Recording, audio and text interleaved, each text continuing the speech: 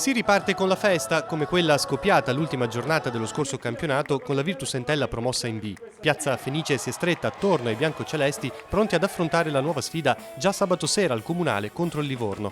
La società sta ancora lavorando per rafforzare la rosa. Il mercato finisce ancora tra qualche settimana, si sta lavorando per portare dentro qualche altro giocatore. Non è facile perché non è solo l'Entella sul mercato, ma ci sono tante altre squadre incomplete, ma qualcos'altro sicuramente arriverà.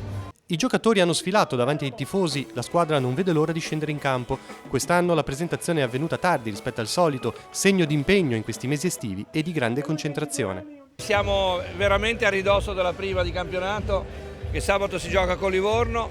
Colgo anche questa occasione per invitare tutti i chiavaresi a venire a sostenere l'Entella perché quest'anno è dura.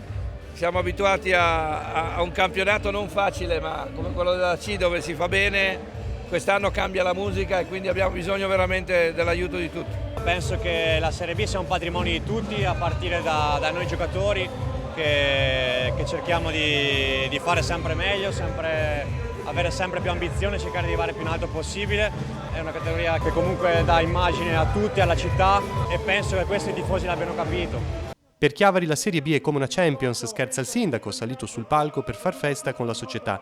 Il primo cittadino si augura che il campionato non dia grosse sofferenze e invita i chiavaresi allo stadio. Ho rinnovato l'abbonamento nei distinti con tutti gli amici, ho vicino a me anche un tifoso che viene da Grosseto, Giorgio Mangiapane, che ogni volta si fa oltre 300 km, 3 ore di viaggio per venire a vedere i colori dell'Entella, per cui questo deve essere d'esempio per tutti i chiavaresi che vengono a vedere la squadra della nostra città.